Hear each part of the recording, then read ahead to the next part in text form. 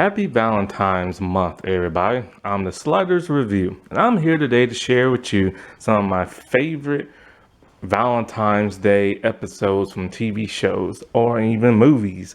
Not everything is all lovey-dovey. Sometimes Valentine's Days deal with heartache and everything. So, some episodes will be romantic and lovey-dovey, while others will be very sad and heart-wrenching and stuff. But love is love. It doesn't always come with smiles and giggles and glee. So, I'm here today to talk to you about Cruel Intentions, the 1999 movie. This is a cult classic. It is such a huge movie that the producer and director, writer of the movie just won't let this go, man. It has literally been like close to 25, 26 years, and they're still trying to make something from this one movie that's actually based off like a novel and everything. This one novel has some, oh wait, let me just say this real fast. Okay, let's address the elephant in the room. I know it's not Valentine's Day. All right. Okay, it's November. It's the Thanksgiving month holiday. We got 4 months until it's Valentine's Day. But here's the thing, right? I've been wanting to talk about this movie forever. And so at first I couldn't find it on no streaming site. Then when I finally did, Valentine's Day was over with. And then I completely forgot to watch the movie. It's on Freevee right now and everything. And when I found out they're going to make yet another television series because the first one bombed, or the pilot must have bombed, and they just, they didn't pick it up. And then they made it into the second movie, which was direct to DVD. They've now finally have made a television show, and it's coming out towards the end of November, probably 31st, and it's going to be on Amazon Prime. So I wanted to put this video out before the television show comes out and stuff. So, and I didn't want to have to wait 4 months. So this is why I'm putting this video out now. Yeah, I know it's a little weird with the template and everything, but you'll get over it, trust me. And so this movie, boy, it's a cult classic. Came out in 1999. I saw it sometime in the early 2000s when I was in college and stuff. And it's a really, really, really good movie. And to think, originally this was supposed to be an independent movie, and they had an independent budget. But then Columbia Pictures decided, oh man, we're putting this in the theaters and everything. This is too good. Now, I will admit, it has not completely aged well since 1999. There's a lot of problematic stuff. One of the major problematic things is, you know what? I think until just now, because I only watched this movie twice, I think till just now, I just realized these are supposed to be high school characters and stuff, teenagers. I don't get that because they look like grown adults and everything. I assumed they was in college or something like that. Especially when the one dude started talking about a dorm. But I guess those two characters must have been in college while the rest was probably in high school or something. So a bunch of high schoolers having way too much sex and everything. And the drugs and the blackmail and everything and the scheming, that's a little much. And plus they never acted like they was in high school, except for Cecile. Boy, Cecile was dumb as rocks. She's the only one who acted young, but she acted too young. But everybody else looked and acted like grown people, so I just assumed they was in college or something like that, like a really fancy college. But nope. But like, there's other problematic stuff in here other than just the clickety clackety, the drugs, the alcohol. Like, there are some homophobic slurs in here that won't sit well today. There are two gay characters played by two straight characters, and of course, the LGBT wants to be represented, but they want to be represented by mostly by their own people. And so I hope that the remake on Amazon Prime is gonna fix those mistakes. There is a gay couple that's supposed to represent the gay couple in this movie, but I don't know the sexuality of those characters, the actors and everything. So who knows? You know what I'm saying? I'll get into the show just a tiny bit later because there's not really much to say about it because it ain't came out yet. But I will be talking about the franchise of it all, of Cruel Intentions and stuff, and a little bit of Dangerous Liaison and everything because I never knew this was also based on that novel and everything. And they even made a Dangerous Liaison like rebooted television show that originally got renewed for 2 seasons, but then they reversed it and canceled it after one.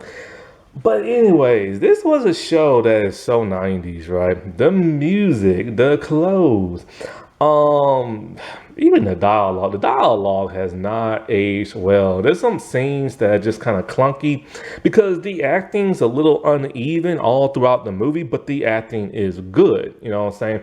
Like the acting is very, very good. It's a bit uneven in the tone, especially when you get to the Cecile character, who's just so out of it and everything. But this movie stars Sarah Michelle Gellar, Ryan Phillippe, and Reese Witherspoon. Those are like your three main characters, but there are other people as well. There's Selma Blair. There is what's the dude's name? Sean Thomas something. I can't remember his name, but he's gonna be in the reboot and everything. And so what made Sean Patrick Thomas, that's it. And the thing that made this Joshua Jackson is also in this for a little bit. And the thing that made this so unexpected and so good and because these characters, we never saw them act this way before. Sarah Michelle Gellar, boy, that blew everybody's mind. Nobody was expecting Buffy, of all people, to act like this. And that's what people go to see when they see their famous stars. They don't always want to see them play the same type of characters in just a different project. You know what I'm saying? You want them to have range. You want them to have depth. You want them to explore their acting ability and everything. And this movie does that very well. Because unless you watch All My Children when Sarah was on there, she was the bad sister. But of course, when she was Buffy, she was Buffy. So seeing her play Catherine the way she does, so vindictive, so sexual, so manipulative, what I'm saying? It's shocking. It's an eye opener and everything. And Ryan Phillippe, I first saw that dude and I Know What You Did Last Summer, and he was a hothead in that movie. And here he speaks with a weird accent. He talks slower. He's more posh and everything. His hair is a lot more curlier. Sometimes he wears glasses, and he seems completely different from I Know What You Did Last Summer. And of course, then there's Reese Witherspoon being Reese Witherspoon and everything. Who doesn't love her, except for the Silver in Space Power Ranger guy? He does not like her at all. Apparently, they did a movie together. I didn't see him in this movie. I think it was Pleasantville, I believe it was. But I didn't see him in there. And somebody asked him what she's like. He said she's a giant bee. So I'm like, whoa. But remember, she did get drunk and pulled over by that cop that time. You know who I am? So maybe she got a little bit of that in her. But she's always playing those nice type roles. And this movie is so star-studded, man. these were the young adult stars of the new millennium and everything. You know, you couldn't go nowhere without seeing them. Tara Reid is in this, and you remember her from the American Pie movies and Urban Legend. Sean was in, like, Save the Last Dance, and he was also in that movie Can't Hardly Wait and everything. And it's just like these were the up and coming stars of, like, I don't know really so much my generation, but some of my adult generation, I guess you could say, my adult years and everything, adult era. And so, like, you will always see these people in something, you know what I'm saying? And Selma Blair, she had that show on the WB, Zoe, Duncan, and something else, and she was in other stuff, and it's just like, man, I couldn't believe like who these stars were back then and stuff. And then of course there are the adult stars who, like, I recognize in other projects and stuff. And let me get this out the way. Rest in peace, these four actresses. I've seen all of them in different projects, except for the last lady. I've never seen her in nothing but this movie. And so the first lady, I remember her from 227. The second one, she played a Bajoran in Star Trek Deep Space Nine. The third one, she played two characters in Star Trek Next Generation. And and she was also in what is that show called? Fact or Fiction, Beyond Belief. And it's so sad that they're no longer with us, and and it's just so sad. So may they rest in peace. So Neil H.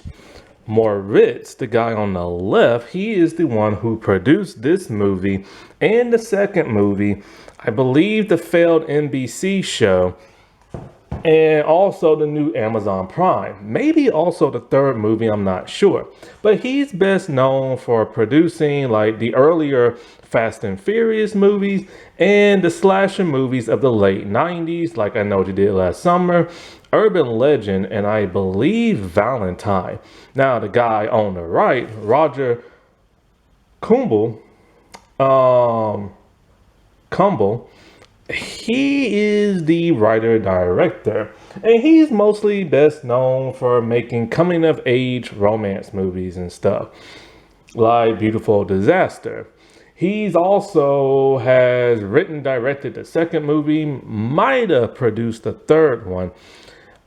He wrote the failed television show that later became the second movie, and he is the producer on the Amazon Prime show. And so, like I said before, this is actually based on a very famous novel. Lord Jesus, I'm about to mispronounce all this stuff. So it was written back in 1782 by Pierre Chander.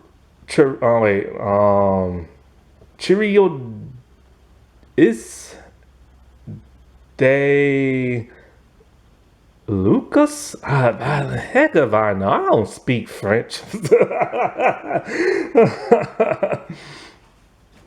And the novel, Lord Jesus, it's called Les Liaison Dangerous, or something like that, better known as Dangerous Liaison. Now, I've never read the book, obviously, and I've actually never seen the movie Dangerous Liaison, like never and everything.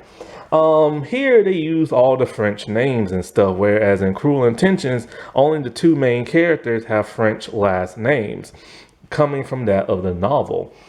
And so I don't even know if this is supposed to deal with teenagers or adults and like dangerous liaisons, but in Cruel Intentions, they wanted a more modern take on it. Now, interestingly enough, the actress Susie Kurtz, she was actually in Dangerous Liaison, and she plays the doctor in the beginning of this movie and stuff, the one who wrote that book, and is the mother to Tara Reid's character. So that's really cool that they got somebody from the original movie and stuff. Now, something I never knew. A few years ago, Stars made a Dangerous Liaison television show. And I had no idea. I think I didn't get Stars until earlier this year or early last year, but it was probably early this year. And so, like, originally, it got renewed for a second season. But for some reason, they reversed that and canceled it after one season. Why? I have no idea. Maybe the writer's strike, maybe the actor's strike. I honestly have no idea, but you actually cannot find it on Stars no more. I have Stars right now, and it's not on there. Now you have to buy it on additional episodes on another streaming site. Boy, was it that bad or something? Like the own streaming app people don't even want their own show they created. So the movie's budget was $10.5 million, but it made $76 million. And the thing about this movie is, okay, one, it was parody and not another teen movie very brilliantly, in my opinion. But here's the craziest thing, right? This movie is so twisted, so demented. You have to ask yourself, just how far is a person willing to go to place a bet? Just how far is a person willing to go to mess with somebody's mind and to get revenge?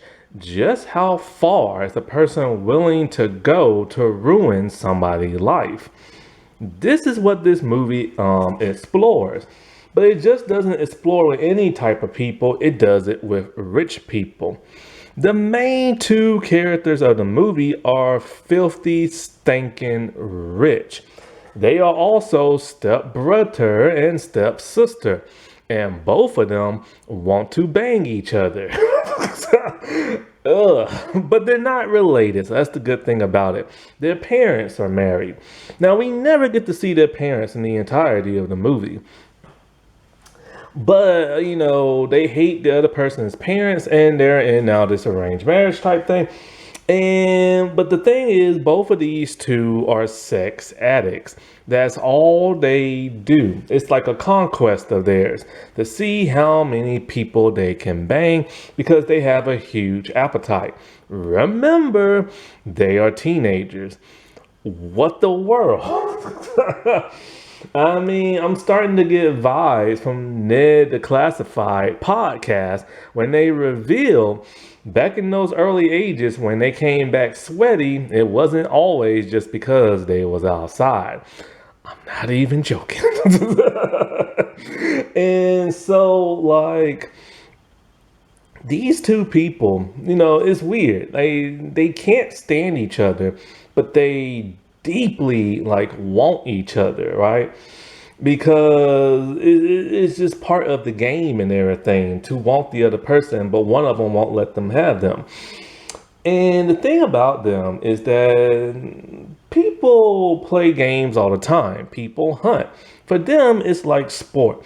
How many people we can find and how many people we can bang. And how can we one up the other sibling and everything. And this is really just the premise of the entire movie. It's these two rich, spoiled teenagers that are sex addicts, and they just want to see how many people they can bang because they're addicts and how they can one up another the sibling. That is so problematic, man. I wish to God for the reboot they would age up these characters. That's just so disturbing. And they don't care who lives they ruin in everything, right?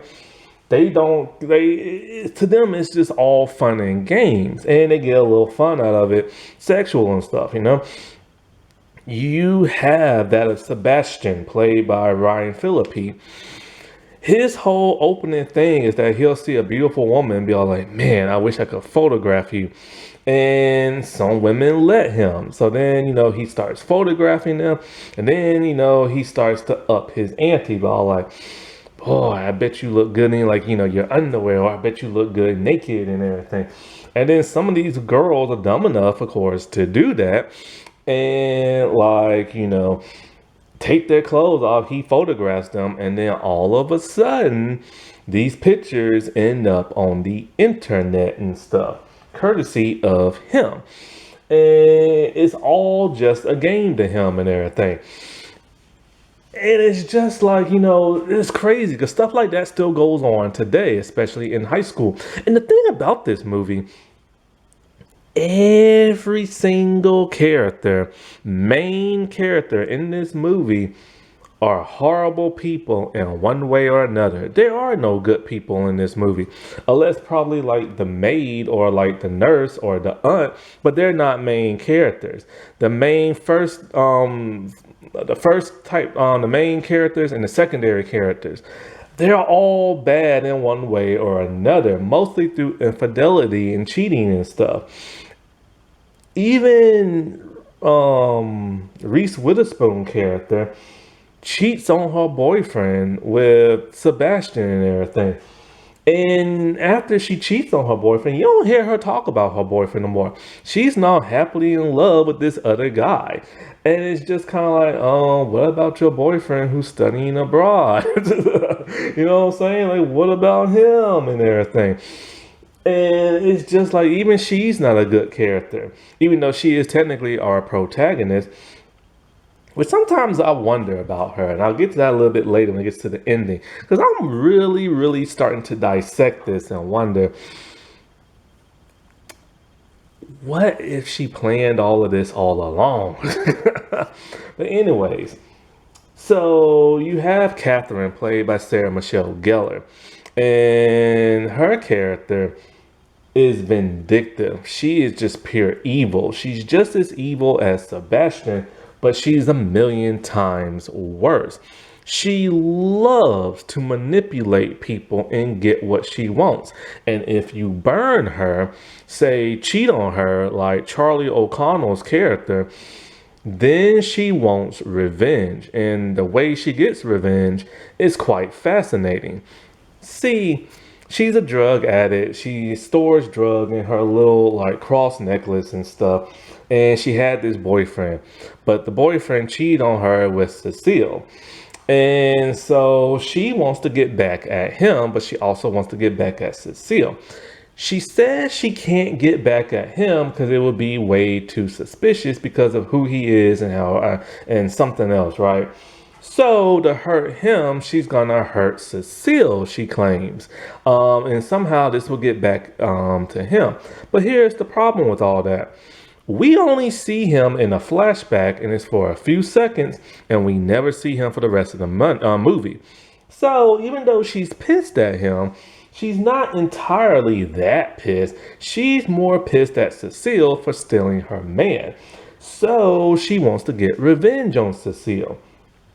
And so what she wants is for her brother to seduce and sleep with Cecile so that she can tell her ex-boyfriend and stuff. He'll get pissed and not want her no more. But her brother Sebastian does not want Cecile. He has another target in mind. Annette, played by Reese Witherspoon. Why is she his target? Not only is she gorgeous, but she's a virgin and everything. Which, this also made me think they was adults. Why would they announce that a teenager in prep school's a virgin? Like, technically, wouldn't you think all teenagers are technically supposed to be that? So that's what made me think these are adults and everything, right? But Annette's a very smart girl. She wrote like a column in a magazine and all this other stuff, right? So he wants her just so he can like pop her cherry and then like dump her and everything, just so he can say he conquered her. And so like, because he loves messing up people's lives, like Tara Reid's character, who's in the beginning crying to her mom on the phone. And like she said, this guy talking about I had beautiful legs and he wants to photograph them, and then he put my nudes on the internet. The mom, who's the doctor and everything, the psychiatrist, he pulled that same crap on her, but she resisted. Knowing it's him, she's furious. So he doesn't care if he messes up somebody's life, right? And so he really, really, really wants Annette. So him and Catherine, they make a bet, a big wager. The bet is like if he loses, he has to give her his Jaguar car. And if she loses, he gets to bang her, which he's not interested in. But then she tells him, I'll let you stick it anywhere you want. Now, in the 90s and everything, a certain position was frowned upon people and stuff, and supposedly only gay men did it. So women did not want to do it, and men didn't want to do it because they were like, oh well, if I do that then I'm gay and everything. But then that started becoming more common around the 2000s, and this one video that a famous porn star made and everything, and now tons of people do it. So that intrigues him and everything, right? That's his Achilles heel. He's never been able to do that, and she's willing to let him do it. So the bet is this: he wants to seduce and sleep with Annette. But Catherine wants to screw up the life of Cecile and everything. So they both gonna see who wins and everything, right? I swear to God, man, they're twisted. And they don't even use money to get what they want because these people are also rich. So when they meet Cecile and everything, she's getting a cello lesson by Sean Patrick Thomas character. What's his name? It's something with an R. I can't think. I want to say Ronald or no, yeah, Ronald and everything. So her mom is very uptight and does not like Sebastian. And so Catherine and Sebastian can tell that there's more going on than just a cello lesson, right? So they start doing their little games and everything, and they befriend Cecile. And Cecile is the most like childish, gooberish person. She doesn't even act like a teenager. She acts like a little child. And the things that she does, like Selma Blair played her amazingly, but she played her a little too gooberish and a little too childlike and everything.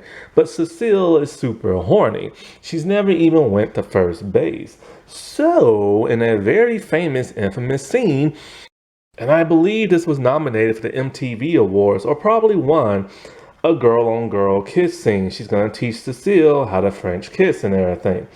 And back in those days, you really just didn't see women do stuff like that. Now it's more common, but mostly it's with men. And so, like, she teaches her, and Cecile's all into that. And then she finds out that Ronald's been writing love letters to Cecile. Who writes letters, man? Because in this movie, it's funny. They all like, nobody emails nobody except for pedophiles and everything. Which now people don't even email no more. They just text. And so, like, they're doing the whole old school romantic thing by sending each other letters. So they manipulate Ronald and they manipulate her.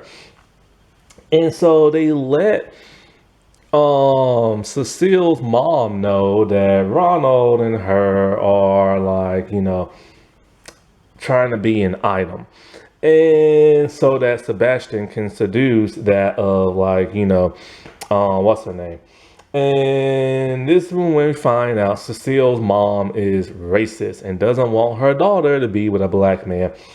And so after that,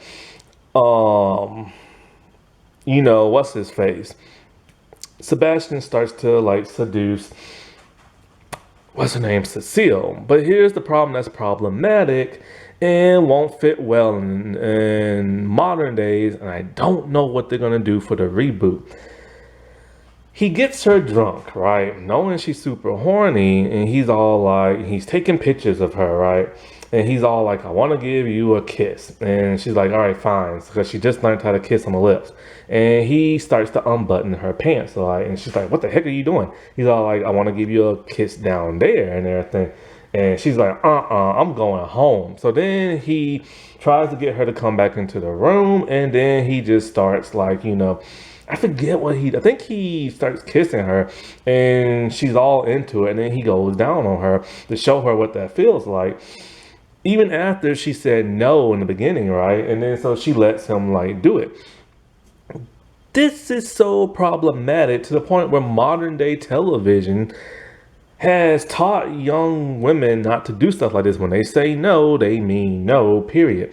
And then after that, the guy gets villainized and they have like trials. And I saw this in like a British show, it happens in an American show. This is part of what they're trying to teach young women to be more smart about and not let something like this happen, and teach young men, hey, don't do that, you know what I'm saying? So this is a very problematic scene that has not aged well, and I don't know what the reboot's gonna do.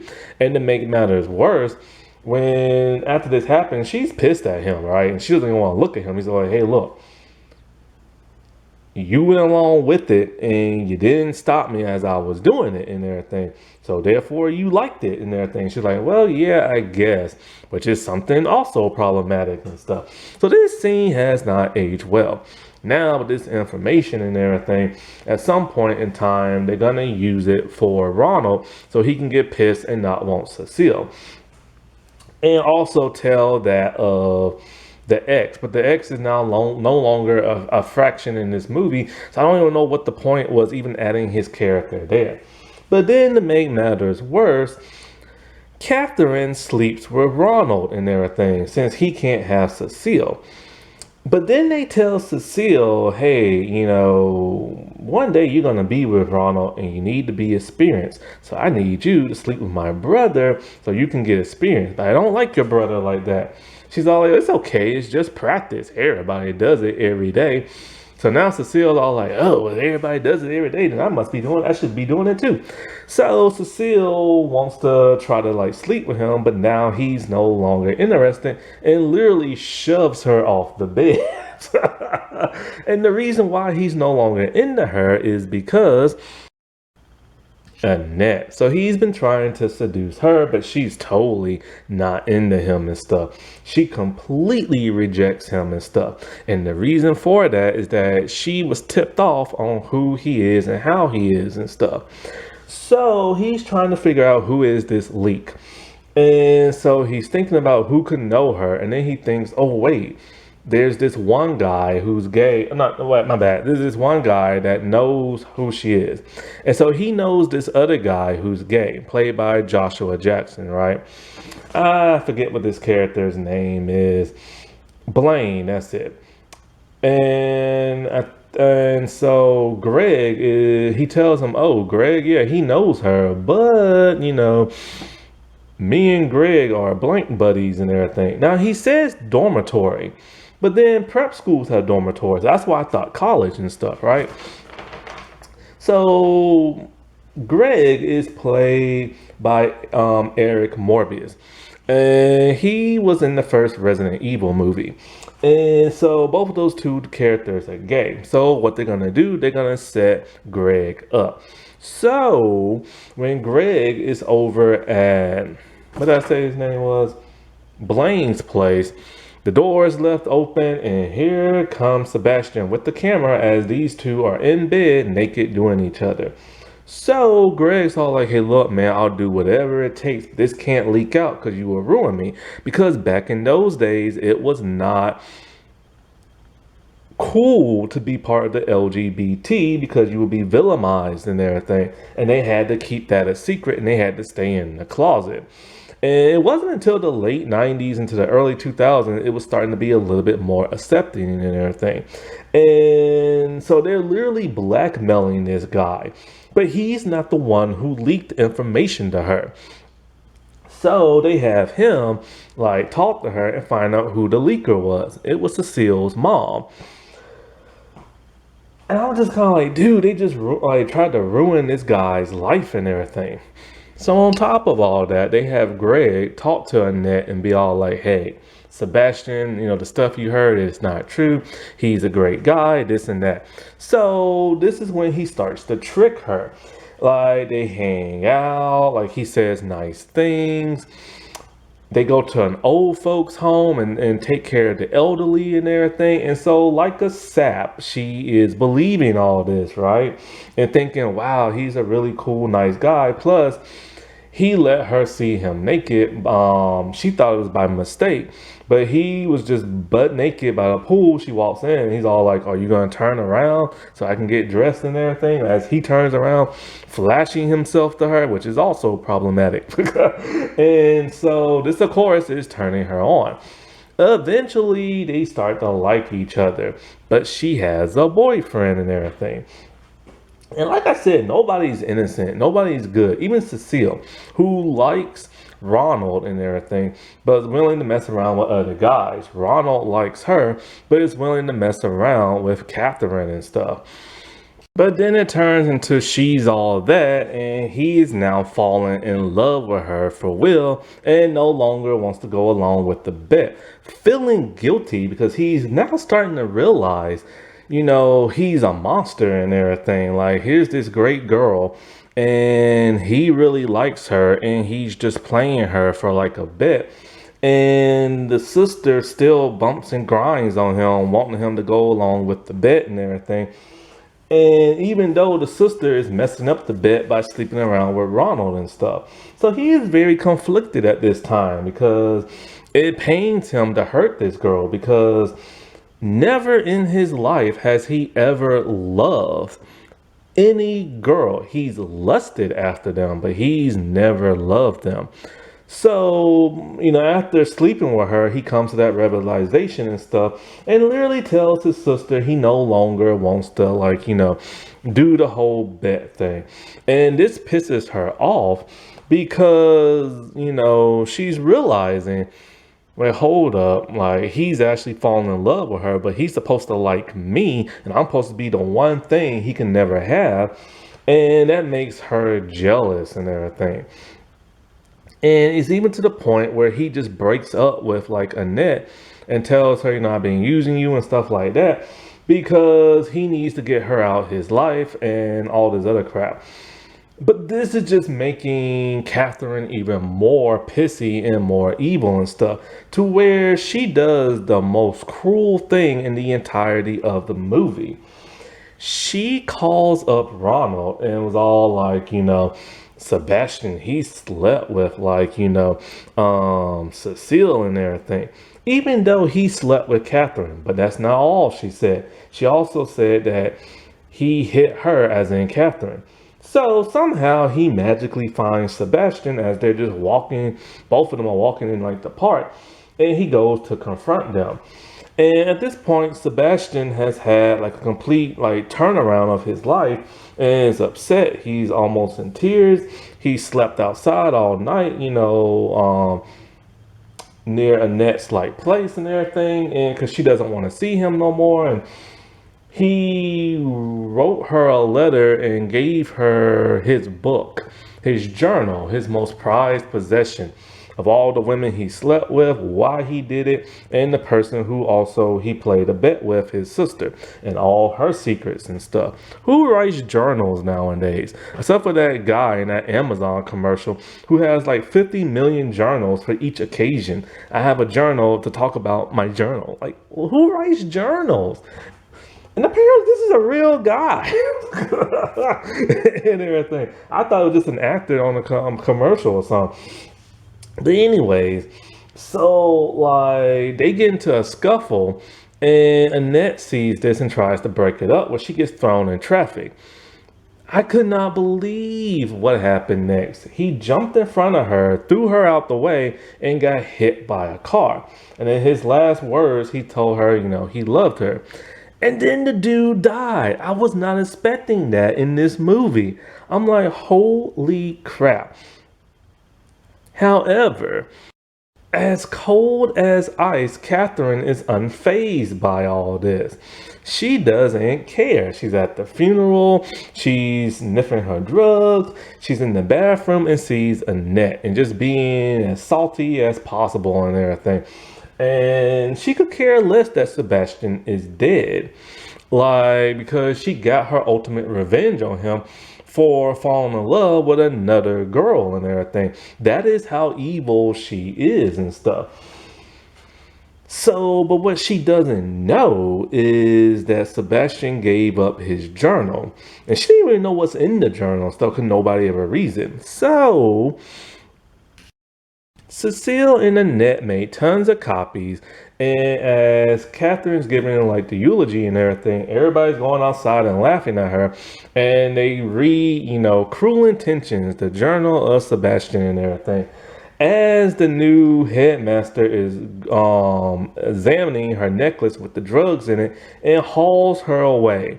And then in the ending, we see Annette with the journal driving Sebastian's car driving away.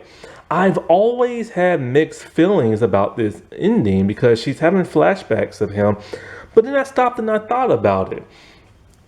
I know he gave her the journal, but when did he give her the car? And then I'm just kind of like, was it in his will? And then I'm just kind of like, what if, just what if she planned all of this? Like, have you ever thought about that? Like, think about it. Like, here she knows that Sebastian is like a dirty little hoe. You know what I'm saying? And what if she got wind of Catherine and all this?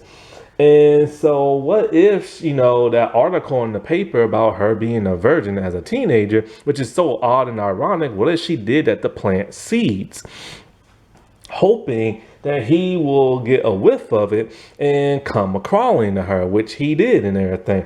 And hopefully, hoping that, Catherine will get so jealous that she will try to do something to him, and it will all blow up in her face and all their faces, and then she gets his car or whatever.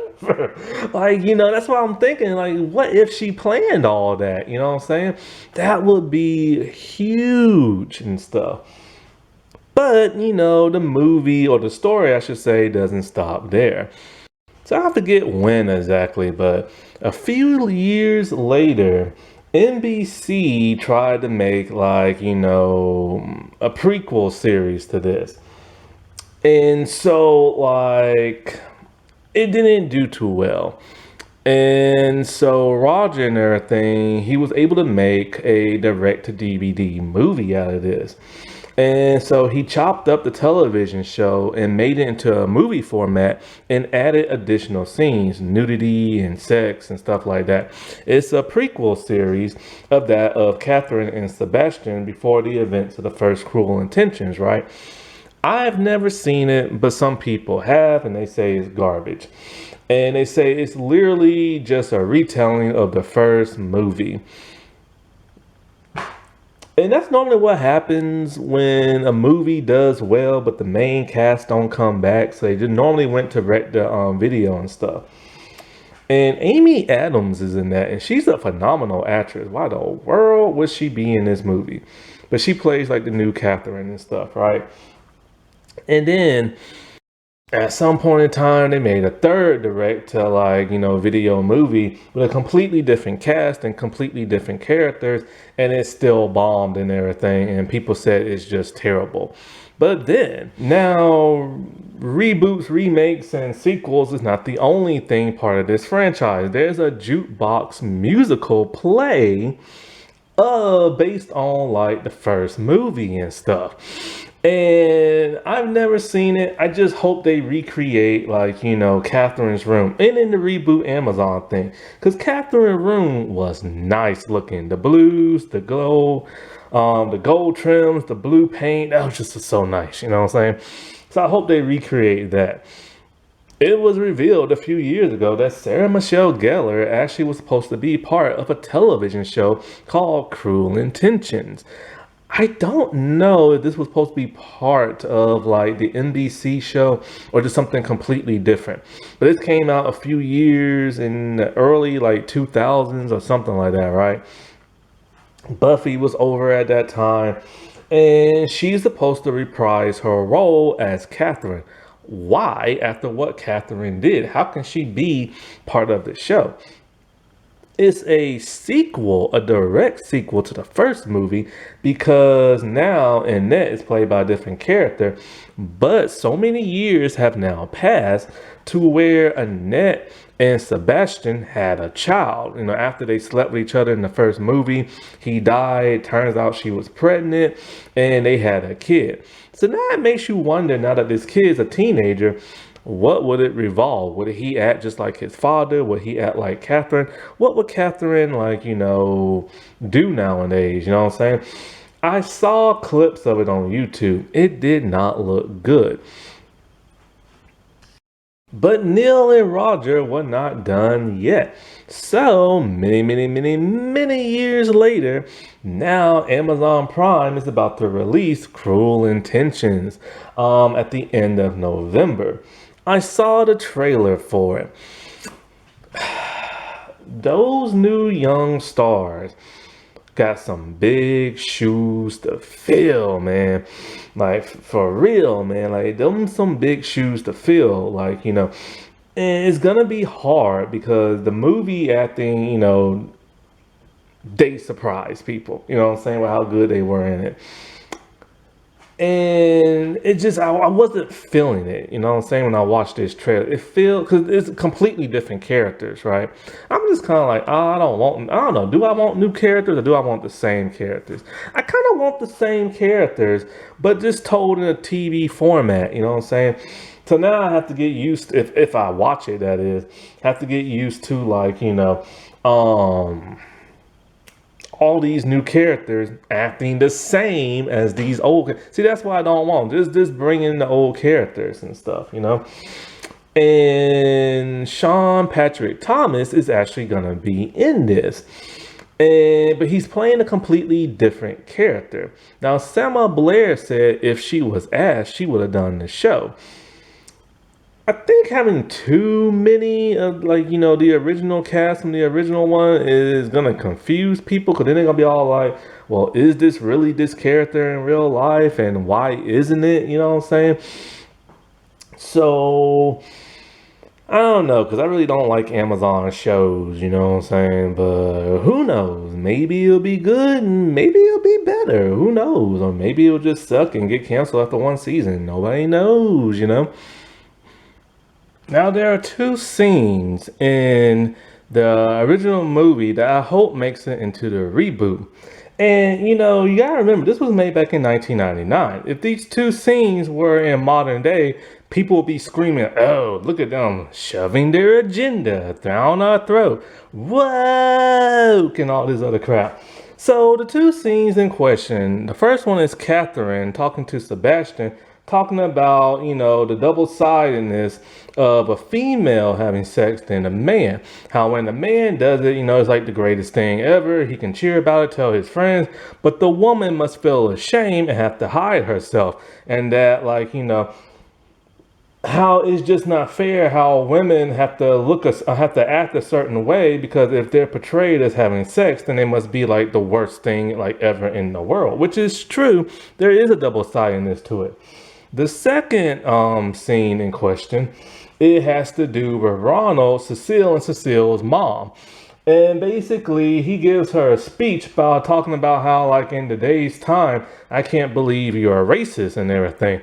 And she's all like, I'm not racist. I donate money to this, like, black, like, senator or mayor or something like that. So in her mind, that as long as she donates money to, like, either a black organization or like a black person who's in the politics, it doesn't make her a racist, even though she does not want to see her white daughter with a black guy.